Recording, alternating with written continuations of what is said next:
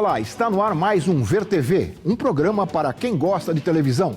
Nós discutimos aqui toda semana o papel da TV na sociedade brasileira e você é sempre o nosso convidado. No dia 1º de abril de 1964, há 50 anos, a democracia brasileira era interrompida por um golpe de Estado. Uma coalizão civil e militar, com apoio quase total da mídia, pôs fim ao governo constitucional do presidente João Goulart. O Ver TV de hoje discute o papel da televisão no golpe e a sua atuação durante os 21 anos de ditadura. Para isso, nós convidamos Beatriz Kushner, historiadora e autora do livro Cães de Guarda, Jornalistas e Censores do AI-5 à Constituição de 1988. Álvaro de Moya, jornalista, diretor, roteirista e professor da USP. Ele foi diretor da TV Excelsior. E Anita Simes, professora da Unesp, a Universidade Estadual Paulista e autora do livro Estado e Cinema no Brasil. Muito obrigado aos três por estarem aqui conosco para discutirmos neste momento os 50 anos do golpe que levou à ditadura e a sua relação com a televisão brasileira. Mas antes de começarmos aqui a nossa conversa, vamos saber mais algumas informações a respeito do tema de hoje. Vamos ver. A televisão em 1964 ainda era em preto e branco e o videotape uma grande novidade. Dos 14 milhões de domicílios existentes no país, apenas 5% possuíam um aparelho de TV. Ainda assim, a televisão desempenhou um papel importante na luta política da época. O jornalista Carlos Lacerda soube usar a TV para combater abertamente o governo Goulart. Seus discursos mostrados pela televisão repercutiam nos jornais e nas emissoras de rádio. Institutos que apoiavam o golpe, como o IPES e o IBAD, produziam filmes de propaganda política, que eram exibidos nos cinemas e pelas TVs. Estudos efetuados pelo IPES revelaram a necessidade de reformas estruturais imediatas. Um novo conceito de democracia precisa ser levado aos estudantes, aos operários, aos homens do campo. Para atender às suas finalidades, o IPES precisa de você, de sua colaboração. Uma exceção entre as emissoras era a Excelsior, controlada pelo grupo Simonsen. Mantinha uma linha nacionalista próxima do governo Goulart. O Jornal de Vanguarda, seu principal telejornal, inovava na forma e no conteúdo. Eram vários apresentadores e comentaristas no estúdio, com liberdade para tratar dos grandes temas nacionais e internacionais. O Jornal de Vanguarda foi uma ideia simples. É uma ideia... Porque até naquele momento os jornais eram feitos da seguinte forma. Era um locutor que aparecia na frente da câmera, com o nome do patrocinador, uma cortina atrás. Esse locutor normalmente era uma pessoa que tinha vindo do rádio, que não era um jornalista, era apenas um speaker. E a ideia do Jornal de Vanguarda foi trazer o jornalista, quer dizer, o homem profissional, o homem da imprensa, o homem que criava, o homem que convivia com a notícia para dentro do estúdio de televisão e dessa forma ele fazer o jornalismo direto para o público. Durou até a edição do Ato Institucional número 5, que ao aplicar a censura acabou com o telejornal. Mesmo as emissoras que apoiaram o golpe a partir de 1964 passaram a ser vítimas da censura. Novelas eram proibidas ou sofriam cortes. As redações dos telejornais recebiam ordens da Polícia Federal proibindo a divulgação de acontecimentos que não interessavam ao governo. Personalidades contrárias ao regime eram proibidas de aparecer nas telas. Várias emissoras criaram a sua própria censura interna e a maioria passou a apoiar abertamente os governos militares.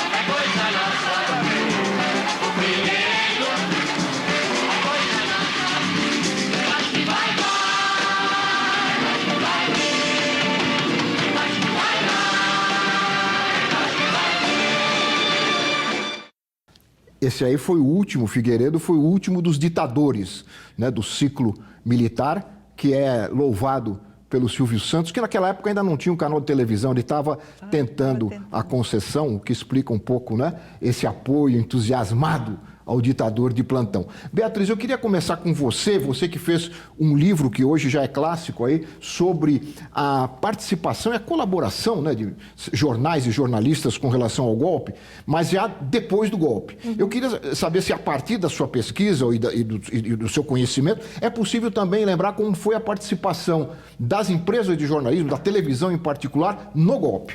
Então, acho que é interessante o que vocês sublinham nesse histórico, porque a penetração da televisão nesse momento ela é muito pequena, né? Então, você tem muito mais estudos sobre a relação da imprensa do que propriamente sobre a relação da televisão. Creio que é importante sublinhar o autoritarismo na sociedade brasileira. Dentro do período republicano, nós temos mais períodos de exceção do que períodos de democracia. Então, o que nós estamos vivendo a partir de 85 e 88 é uma raridade dentro do aspecto da história republicana brasileira. Então, a sociedade brasileira é autoritária e não é à toa que o golpe e a ditadura leva 21 anos, porque se nós fôssemos contra, né, ela não teria durado tanto tempo. E o que o estudo tentou fazer é uma inflexão nessa ideia de que os jornalistas, eles resistiram.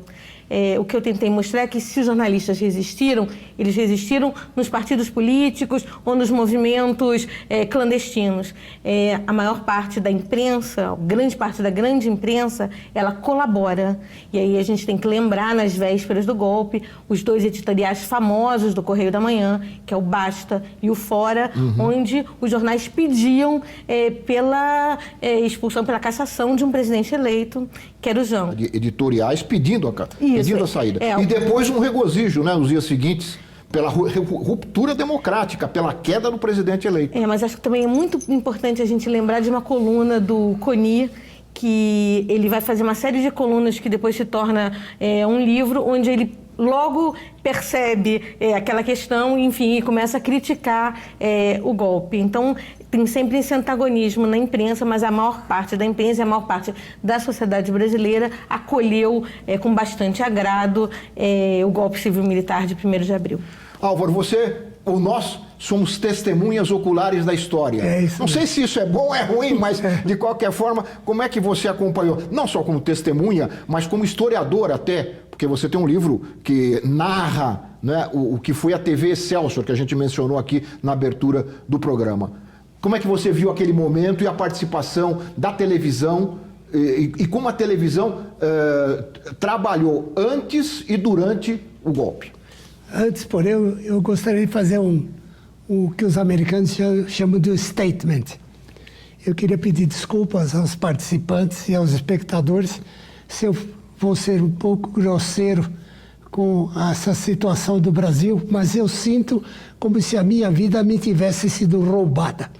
Eu nasci em 1930. Até 1945 foi a ditadura de Vargas. De 45 até 64 foi o grande momento do Brasil, foi onde eu pude construir a minha carreira. Aí veio o golpe militar e foi um período terrível para o Brasil. Nós viramos uma republiqueta das bananas latino-americana e eu estava nesse processo de televisão, na mídia, em que eu atuava. Aí, então, quando terminou o golpe, o período militar, eu pensei que o Brasil fosse voltar aqui exatamente como 1945.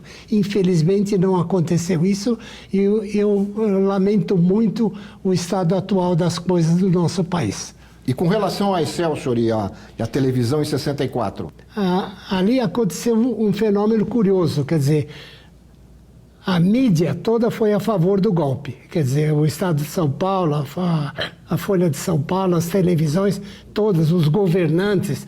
A TV Excelsior abriu uma noite terrível que o Adhemar de Barros e aqueles militares golpistas estavam falando, um momento triste na televisão, em que você via os militares mancomunados com um corrupto e que visivelmente eles iam acabar não só com ele, como com os democratas, mas também com Carlos Lacerda, com Adhemar de Barros, com os próprios golpistas que fizeram esse estado de coisa do Brasil naquele período.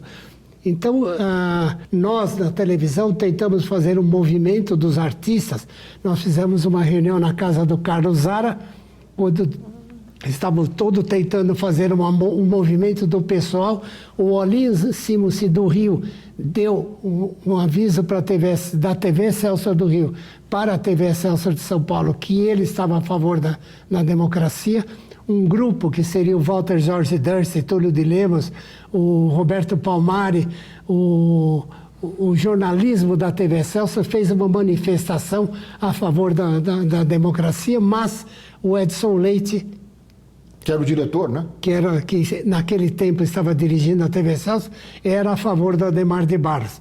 Então, ele abriu a televisão para o Adhemar de Barros. Ô, Anitta, não só o cinema, mas a televisão, como é que você viu esses dois meios de comunicação, né, nesse momento de fim da democracia brasileira? Então, eu acho que o importante agora é pensar um pouco o que foi, fazer um balanço, né, do que foi esse período todo, porque eu acho que a televisão mudou muito, né? Se a gente pensar o que a juventude hoje vê de televisão, ela nem imagina, por exemplo, o que eram os comerciais ao vivo Nós e a mostramos cores, um pouquinho aqui, não é? Sem videotape, né? A transição que existe com a entrada do videotape. Então, há uma mudança muito grande. E se por um lado, né, eu gostaria de assinalar isso aqui, né, você tem nesse momento todo um jornalismo que passa aos poucos, né, a entender este golpe como um golpe a favor dessas emissoras, dos interesses dessas emissoras. Por outro lado, você tem possibilidades ainda, ou pelo menos tentativas diferenciadas, como foi a do Herzog, né, que resistiu e tinha um jornalismo diferenciado. Né? Olha, eu queria colocar na conversa, ainda nesse primeiro bloco, a jornalista Denise Assis. Ela é integrante da Comissão da Verdade no Rio de Janeiro e autora do livro Propaganda a Serviço do Golpe. É resultado de um trabalho de resgate de uma série de filmes exibidos no cinema e na TV e que foram produzidos pelo IPES, uma das entidades que articulavam, naquela época, o golpe de Estado. Vamos ouvir a Denise. O papel da mídia na preparação do golpe foi fundamental, porque havia esse movimento conspiratório dentro do IPES, que funcionava no centro do Rio, no edifício Avenida Central, na Avenida Rio Branco, num conjunto de 14 salas, uma delas destinada ao grupo de opinião pública, que era exatamente esse grupo voltado para a confecção de programas de TV, rádio, impressos, né? Entrevista pré-formulada para compra de espaço na mídia, de um modo geral. E para esses programas eram convidadas figuras de expressão na época, como Carlos Lacerda, para servir de âncora ou de entrevistado, e ali ele transmitia os princípios da conspiração. Esse grupo atuou durante 2 anos até que se conquistasse o êxito do golpe em 1º de abril de 64. Esses programas foram uma série de 15 programas, tinham títulos assim, Frente a Frente, o que é a democracia, e custavam 450 mil por semana. Foram gastos na época cerca de 140 milhões para distribuir nas TVs existentes, né? TV Rio, TV Tupi, TV Excelsior, TV Record, e que disseminavam essas ideias conspiratórias do IPES, plantando na classe média e na burguesia um sentimento de insatisfação. Era sempre assim, que o país estava o caos, que a infraestrutura do país estava precária, né, que a economia é muito mal, que havia um desgoverno, e essas ideias eram repetidas semanalmente. A princípio houve essa compra massiva de espaço, e depois todos os órgãos de imprensa acabaram por aderir espontaneamente à ideia do golpe e trabalharam firme até o sucesso, o êxito em 1º de abril de 64. Eu fico assim perplexa quando eu vejo jovens repetindo que o golpe foi necessário porque o país estava o caos. Não, o país não estava o caos. Esse caos, ele foi desenhado pela mídia, ele foi sabatinado, ele foi implantado por essas ideias transmitidas por formadores de opinião que durante 2 anos martelaram isso na população. Era preciso que o povo ficasse insatisfeito e, de posse daquela insatisfação, alguém liderou aquela ideia e jogou o país no golpe, de uma forma fácil, sem reação. E esse foi o papel do IPES. Era necessário que a população aceitasse o golpe sem reação. Eu queria que vocês comentassem essa exposição, né, que a Denise fez para nós, mas logo depois do intervalo. O Ver TV volta já.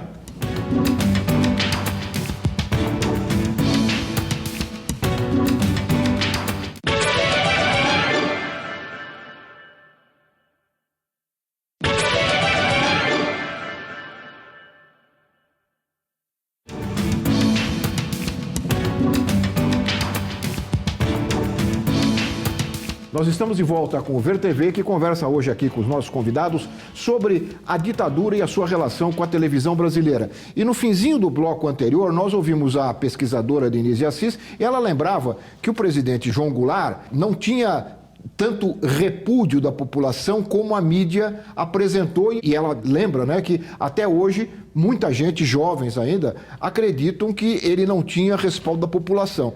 E é verdade, porque uma pesquisa recente divulgada pela revista Carta Capital mostra que uma pesquisa do Ibope, em 64, dava ao presidente João Goulart uma alta popularidade, né? Mais de 70% da população o apoiava e havia a expectativa de que, se ele pudesse ser candidato nas eleições previstas para 65, ele teria grande chance de ser o vencedor. Portanto, esse fato não é verdadeiro, né? De que ele era repudiado pela população brasileira. Você também queria fazer um comentário a respeito, né, Beatriz? Primeiro, que o trabalho da Denise é muito bom, é uma amiga muito querida, e um dos aspectos que ela mostra que é bastante interessante é o grupo de pessoas que era contratado para escrever esses programas. E uma dessas pessoas era o escritor Rubens Fonseca.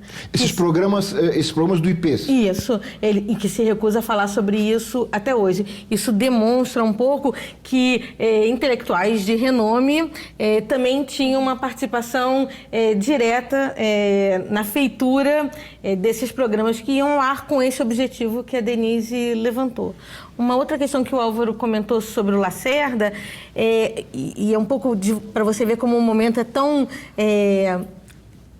inocente. O Lacerda está cercado no Palácio Guanabara, né? E ele fica ali dentro de 31 para 1º, e ele põe megafones para o lado de fora do palácio, na Pinheiro Machado, e começa a fazer uma catequese para a população do que estaria acontecendo, que hoje para a gente é impensável uma situação de um governador precisando fazer esse tipo de estratégia.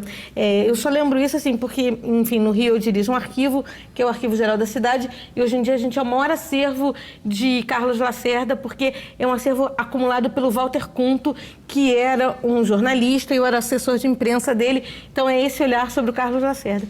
E uma outra questão sobre a televisão é lembrar que a televisão é uma concessão pública, e por isso a necessidade de que ela andasse muito alinhada com o governo, porque caso contrário, como toda concessão pública, seria retirada. Então acho que a televisão vai se alinhando cada vez mais com a ditadura exatamente por esse perfil.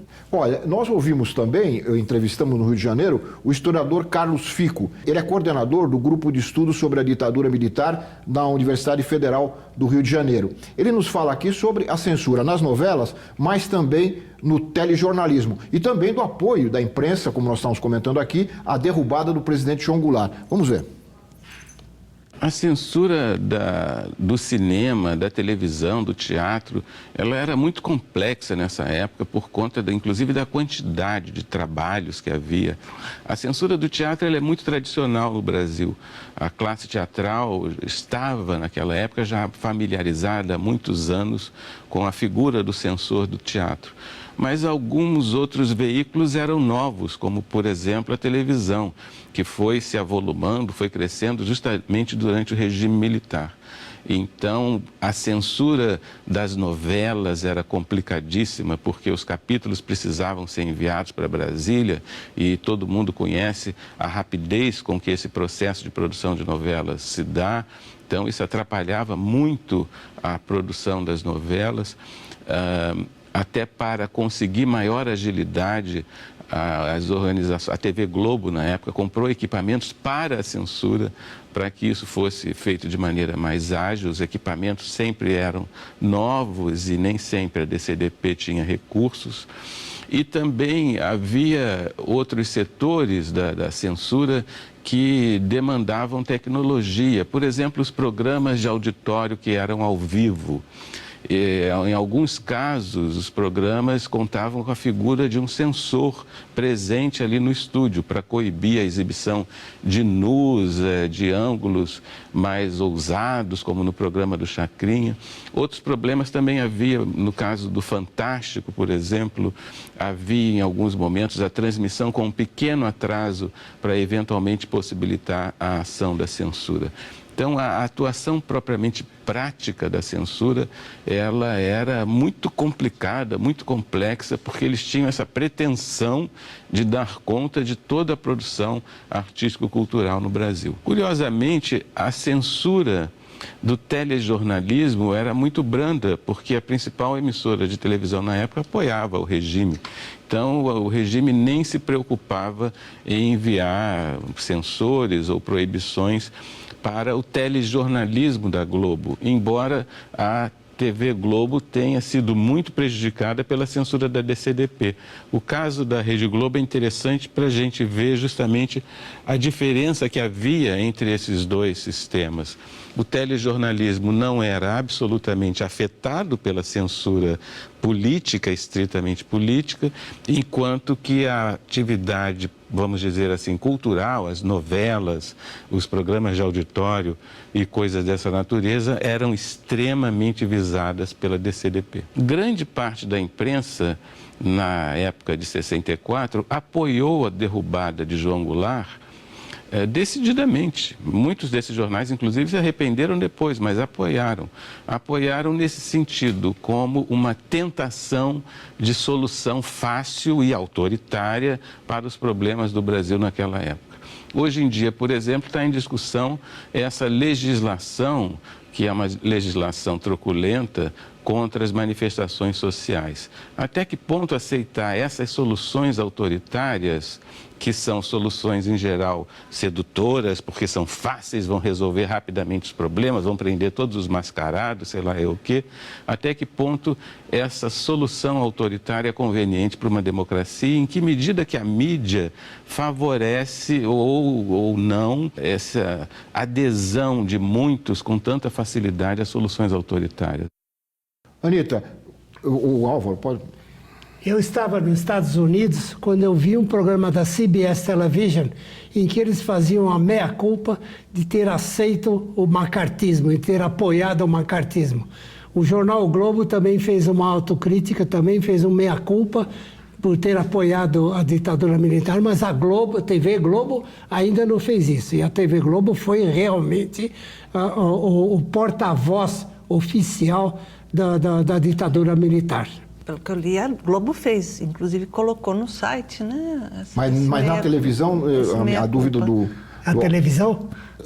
Na televisão, no jornal. No Jornal Nacional apareceu alguma coisa. A televisão Globo citou o jornal O Globo, que fez uma meia-culpa. Mas a TV Globo, que foi muito pior do que o jornal Globo, não fez essa autocrítica. Se vocês me permitem, eu acho muito curioso, tem um texto do Jânio de Freitas, quando o AI-5 fez 30 anos, em 98, a gente vai ficando velho, assim, e vai lembrando dessas coisas, que ele conta assim, que os mesmos jornalistas que estavam nas redações naquele momento, 64, 68, continuam nas redações. Então é muito mais fácil eles recontarem a sua própria história, porque eles continuam com a caneta na mão. Quer dizer, é muito fácil a Globo, ou o Jornal Globo agora, fazer um meia-culpa, porque é interessante, publicitariamente, fazer este meia-culpa. Né? Mas vamos lembrar, por exemplo, que na campanha das diretas em São Paulo, a Globo se recusou a mostrar a manifestação, porque naquele momento não interessava se alinhar.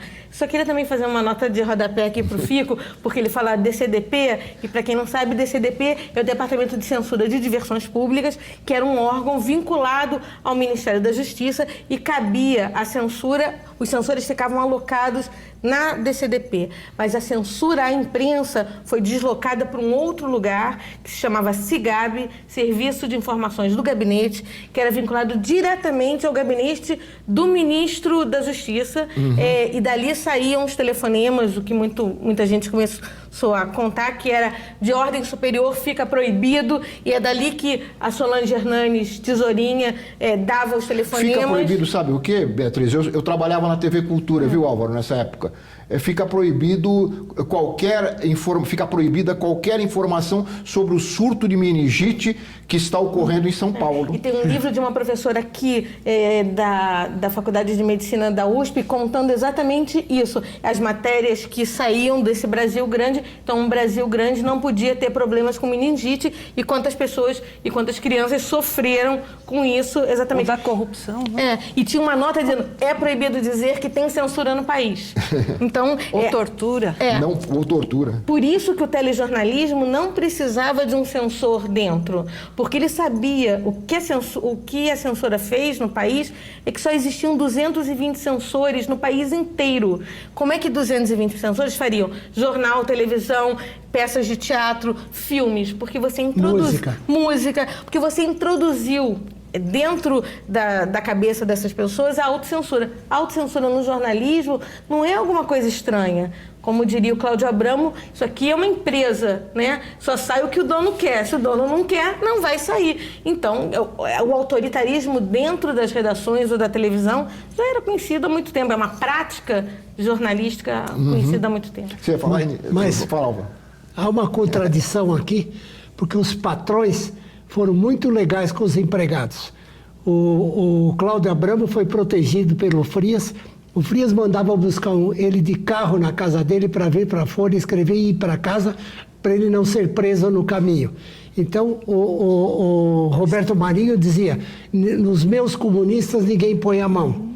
Por outro lado, o Jornal da Tarde também fez um editorial contra a ditadura, chamaram o jornalista para ir lá, o Rui Mesquita foi pessoalmente e falou, fui eu que escrevi. Eu disse, não, senhor, quem escreveu foi fulano, manda ele vir. Você quer ver como foi eu que escrevi? Eu vou voltar para a redação e vou escrever a continuação. Voltou para a redação, escreveu o editorial continuando o mesmo tema e foi lá no dia seguinte e falou assim, como é que é? Eles não iam prender. Quer dizer, eles tiveram uma atitude pessoal de defesa dos seres humanos que estavam sendo perseguidos. Não podemos esquecer que a Folha usou os próprios carros para transporte de pessoas que foram torturadas. Então, o que eu queria assinalar aqui um pouco sobre isso é que eu acho que existem momentos, e eu me baseio muito na ideia de mudanças significativas. Por exemplo, o Estadão. O Estadão, a gente sabe, apoiou o golpe. E, num segundo momento, é conhecido como o jornal que depois, para burlar a censura, coloca as receitas de bolo. Então, o que mudou? O que fez com que o Mesquita, de repente, percebesse a extensão que o golpe estava assumindo? Porque quando nós pensamos também em ditadura, é preciso entender, agora que nós estamos revendo, e esse é um momento importante, com a Comissão da Verdade, com deixar que isso aflore, que haja cada vez mais pesquisas para se pensar, inclusive os meios de comunicação, como momentos diferenciados. Eu acho que a Globo, por exemplo, ela cresce com a expansão das telecomunicações, ela está colada, e é colada até as diretas, de apoio a esses militares, mas há um momento em que ela rompe. Eu acho importante, pelo menos a gente discutir essa revisão, essa autocrítica que a Globo faz. Eu acho interessante isso. Posso só fazer um comentário? Assim, na tese de doutorado, eu trabalho exatamente um jornal da Folha de São Paulo, que chamava jornal A Folha da Tarde. A Folha da Tarde, ela tinha uma direção, a partir de 68, que era chamado o jornal de maior tiragem, pelo número de tiras policiais / jornalistas que faziam um jornal e contavam uma outra história sobre as mortes em tortura para justificar estas mortes em tortura como acidentes de trânsito e tal. O Mesquita, o Estadão, ele publica as receitas de jornal ou Camões para poder mostrar à população que aqueles jornais estavam sendo censurados. O Brasil, diferente de Portugal ou de Espanha, jamais carimbou na primeira página do jornal: esse jornal está sob censura. Se ele queria mostrar isso para a população, isso não dava certo, porque as pessoas ligavam para o Estadão e diziam: olha, a receita de bolo da primeira página está assolando. Em contrapartida, o Mino Carta brinca com os Falcons, que é uma crônica ao Armando Falcão, porque você não podia ter espaços em branco, e essa brincadeira do Falcon dura 5 números, porque o leitor da Veja perceberia que a Veja estava sendo censurada. Então, assim, tem um caminho muito tênue entre essas relações, entre essa proteção que os donos dos jornais vão dar. O Cívita...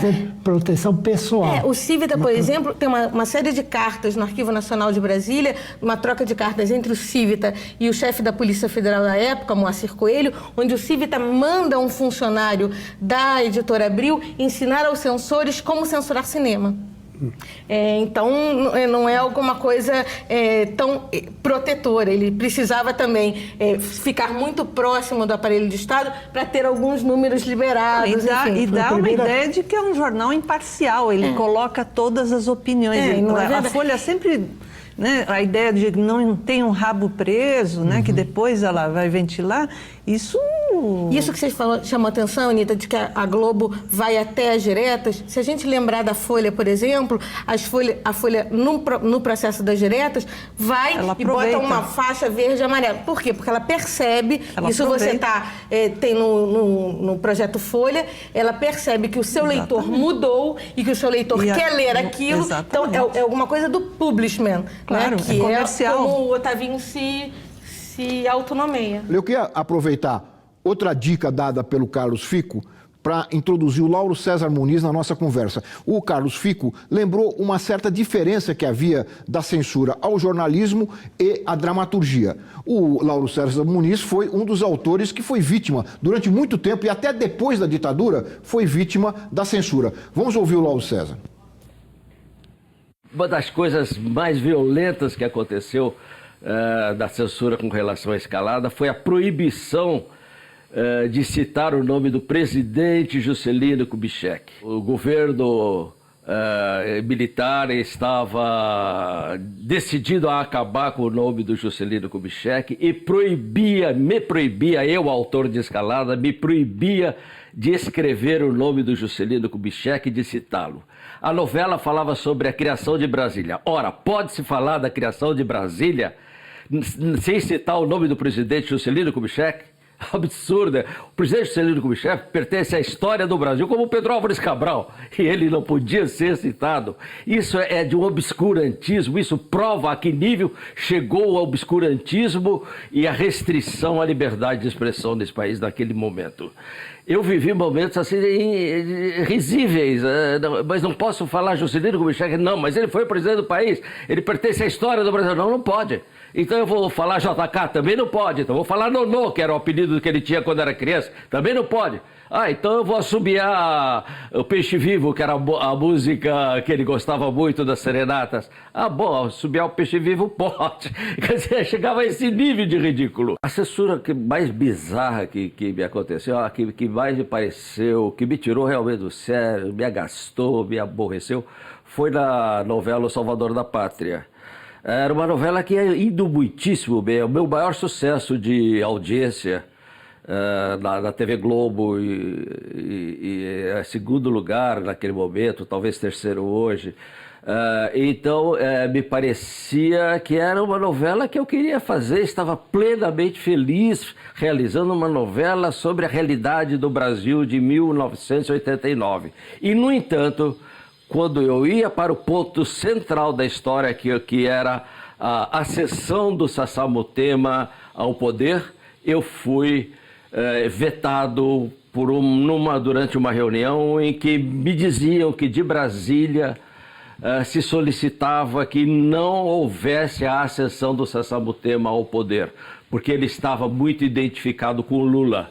Com isso me tirou o chão debaixo do pé, porque eu tive que me conter, me restringir ao aspecto policial. Contar a história do ponto de vista policial só, desbaratar uma quadrilha de traficantes e tudo mais, coisa que já era carne de vaca.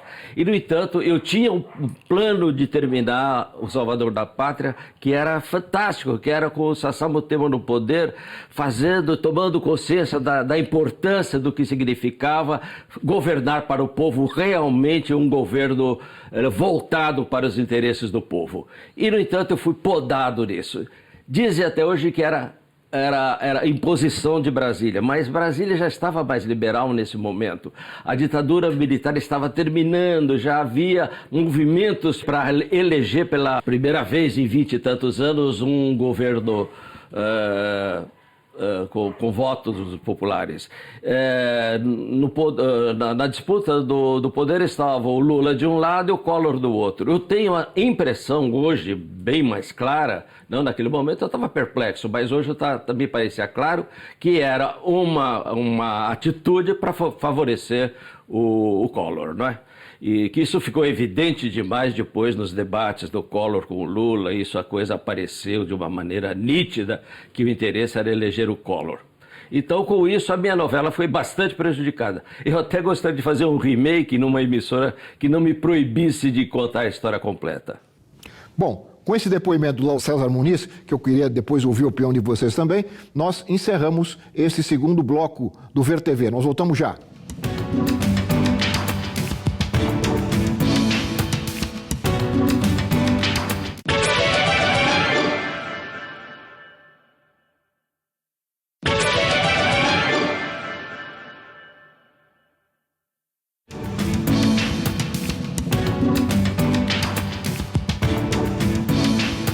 Nós estamos de volta com o Ver TV, que conversa hoje sobre a relação entre a ditadura implantada no Brasil em 64 e a televisão.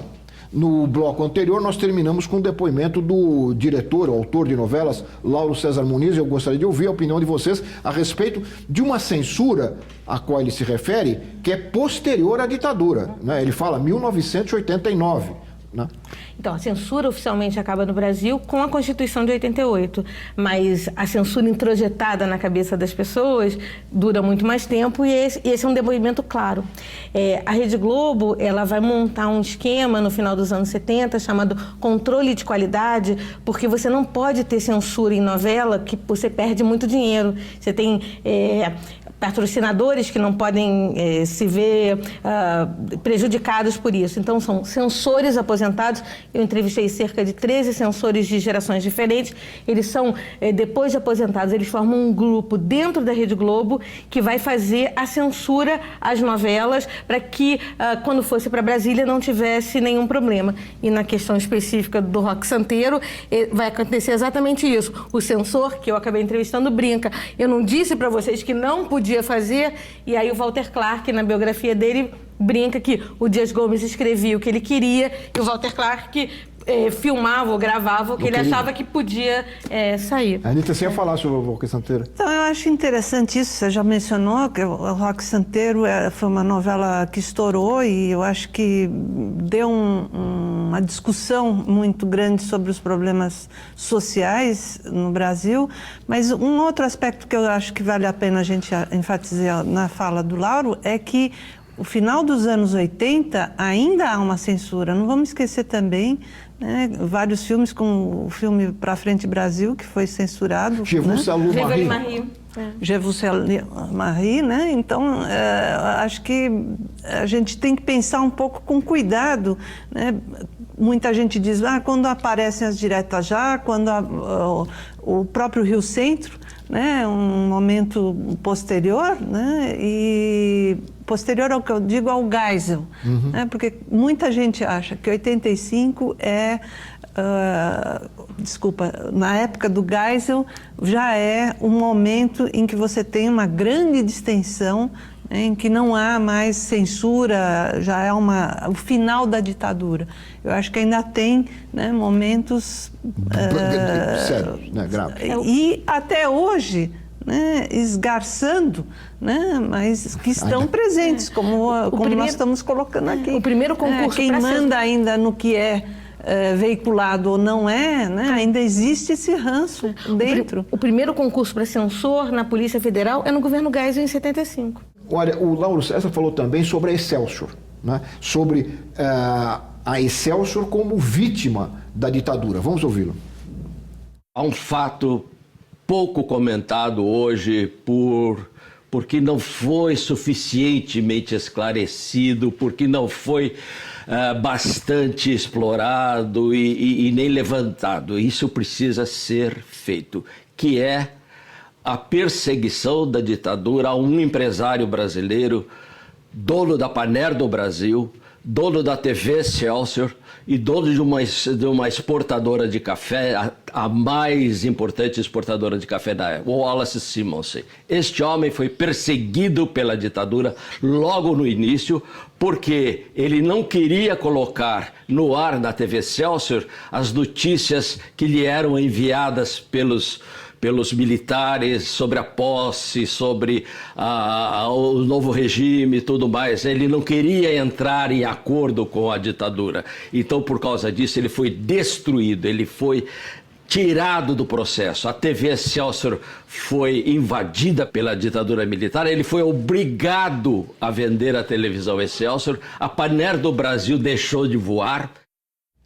Você viveu isso, né, Álvaro? Eu tinha estagiado na CBS Television em Nova York e quando eu voltei para o Brasil, eles me convidaram para voltar para o Brasil.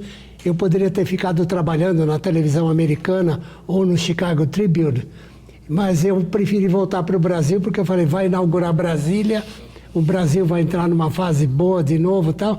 Então eu voltei para fazer a primeira rede brasileira de televisão, porque eu tinha visto o network da CBS e eles queriam fazer a primeira televisão nacional no Brasil. Então eu voltei e implantei a TV Excelsior, fiz todo o esquema da TV Excelsior. E no meu livro Glória in Excelsior, eu pedi para o professor Kaique da Universidade de Brasília fazer a parte política. E ele fez um capítulo excepcional em que ele conta a primeira tentativa de golpe do Café Filho até o sucesso do golpe militar de 64. Então, esse levantamento que ele faz mostra claramente o que aconteceu com a TV Excelsior. Ele fala que o golpe militar acabou com a TV Excelsior e acabou com um grande capitalista brasileiro, o Mário Wallace Simonsen. E esse período, então, da TV Excelsior... Você pegou o período final? Não, eu peguei o período inicial da Excelsior. Quando veio o golpe de 64, eu não podia pôr a cabeça para fora, então eu ficava mais ligado ao Olinho Simonsen na parte de cinema do que propriamente com a televisão, porque a televisão estava na mão do Edson Leite, que era a favor do pessoal do Adhemar de Barros. Agora, ali o que aconteceu, tentando resumir, é que o Mário Wallace Simonsen era um democrata. Ele tinha 54 empresas em Zurique, na Suíça, e dominava o café, e era um homem que tinha uma visão de negócios que não parecia, ele não parecia um capitalista brasileiro, ele parecia um capitalista internacional, um cara que sabia das coisas e que sabia tocar coisas benéficas para o país. Ele era um democrata. Ele apoiava sempre o Juscelino Kubitschek, apoiou o Jânio Quadros também, e depois apoiou o Jango. Aconteceu, ele comprou a Panair do Brasil, segundo nós soubemos da época, porque ele queria usar a Panair do Brasil até Paris.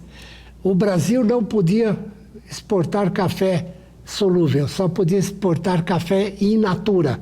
E a Nestlé, Suíça, e os Estados Unidos é que trabalhavam com o café solúvel. Então, ele queria, através da Panair do Brasil, um acordo com a Aeroflot, colocar o café solúvel brasileiro na União Soviética e de chegar na China. Então, se ele ficasse com a China e a União Soviética, podia deixar os Estados Unidos e a Suíça com o resto do mundo, que ele dominava o café no mundo. Então, quer dizer, ele era um visionário, quer dizer, um homem que tinha esse tipo de coisa. E ele era a favor da democracia, ele era a favor do presidente da República ser democraticamente eleito. Quando o Jânio Quadros renunciou pensando que ele ia dar um golpe e que todos os militares iam apoiar ele, então, quer dizer, ele perdeu, ele tentou o golpe e não conseguiu. Aí os militares disseram, o Jango Goulart estava na China, eles disseram, se o Jango Goulart voltar, nós prendemos ele no aeroporto. Então, o que o Simons se fez? Pegou o avião da Pan Air do Brasil, pegou o Jango Goulart na China, parou o avião em Paris, hospedou o Jango Goulart no apartamento dele em Paris e ficou esperando uma solução do Brasil para evitar que o Jango fosse preso. Aí o Congresso aprovou o parlamentarismo, então o presidente da República perdeu a força, ele trouxe o Jango Goulart para cá. Por isso ele perdeu a Pan Air, o café e a TV Excelsior. E 54 empresas, a vida da mulher dele, a vida do E eu imagino, o Álvaro, como devia ser difícil fazer jornalismo nessa época na TV Excelsior. Nós trouxemos aqui para o Ver TV uma entrevista com um dos jornalistas que fazia jornalismo na Excelsior na época, que é o Tarcísio Holanda. Vamos ouvi-lo. Era muito difícil exercer a profissão em televisão por causa das restrições à liberdade de informação, né, que imperavam naquele tempo. Não era fácil, não. Eu estou te dizendo que o ex-chefe de gabinete do general Goberi foi ser diretor da TV Excelsior, onde nós trabalhamos, coronel. No Jornal de Vanguarda, o Fernando Barbosa Lima, que era o diretor, era muito criativo. E tinha o Borjalo também, que o acompanhava. E tinha grandes figuras na apresentação. Sérgio Porto, Stanislau Ponte Preta, que tinham uma coluna na última hora de grande sucesso no Brasil. Era um jornal irreverente. O Fernando fazia um texto muito irônico sobre as coisas que aconteciam no país, né? E depois era um jornal independente, não era uma coisa comum naquele tempo, sabe? Por isso o sucesso dele e a receptividade que encontrava na população. Bom, eu acho que com esse depoimento nós podemos caminhar aqui para o final do programa. Eu queria ouvir uma palavrinha de cada um de vocês aí sobre este momento de se recuperar uma parte da história, né? Muitas vezes esquecida ou não bem contada, principalmente para os jovens, como lembrou bem a Denise logo no começo do programa. Anita. Então, eu acho importante a gente pensar no jovem hoje, né, que vê, ou mesmo algumas pessoas que durante essa época tinham pouco acesso às notícias. Por exemplo, se diz muito que durante a ditadura não havia corrupção, né? Porque não havia notícias sobre isso, eram censuradas essas notícias. Ou que com a distensão do Geisel a coisa mudou, né, totalmente. O Vlado foi morto ainda no governo Geisel. É verdade que o Geisel tira, né, do comando militar onde estava resguardado ali o Vladimir, mas de qualquer forma ainda são os estertores, né, desse momento, dessa ditadura, que tem grupos. A gente sabe hoje um pouco mais, né, como é que eram as informações internas dessa ditadura. Então acho que há muito ainda para ser visto, e sem esquecer que os meios de comunicação são os meios chaves. Qualquer tentativa de mudança, alternância no poder, o primeiro, né, local onde se dirigem aqueles que querem dar um golpe é justamente controlar a mídia. Né? Para terminar, Álvaro.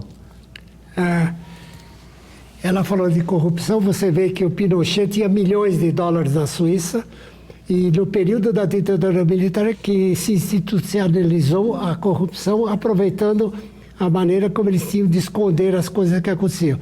Hoje em dia, com a liberdade de imprensa, você consegue denunciar os casos de corrupção existentes. Beatriz. Então, acho que é importante ressaltar que os 20 últimos anos a historiografia brasileira avançou bastante. Não se fala mais em revolução, se fala em golpe. Não se fala em golpe militar, mas se fala em golpe civil-militar. E não se fala mais em 31 de março, mas sim em 1º de abril. Acho que é uma contribuição muito grande que a historiografia vem dando. A gente vive um momento muito especial hoje, nos 50 anos do golpe, porque diferente dos 40 anos, onde você tinha grandes trabalhos acadêmicos sendo expostos, o grande foco hoje em dia é a Comissão Nacional da Verdade, que no Brasil é uma Comissão Nacional da Verdade, ponto, não uma Comissão Nacional da Verdade e da Reparação, como aconteceu no resto da América Latina, e que hoje em dia você tem uma mídia da internet que é impossível de ser controlada. Então um golpe hoje em dia que vá só para a televisão ou só para a imprensa não vai dar certo. Muito bem. Muito obrigado, Beatriz. Muito obrigado, Álvaro. Muito obrigado, Anita. Muito obrigado a você que nos acompanhou de casa. Lembrando que todos podem também manter contato com o Ver TV através das redes sociais, pelo Facebook, pelo Twitter ou mandando mensagens para o nosso endereço eletrônico vertv@ebc.com.br. Até a semana que vem com mais um Ver TV, um programa para quem gosta de televisão. Até lá!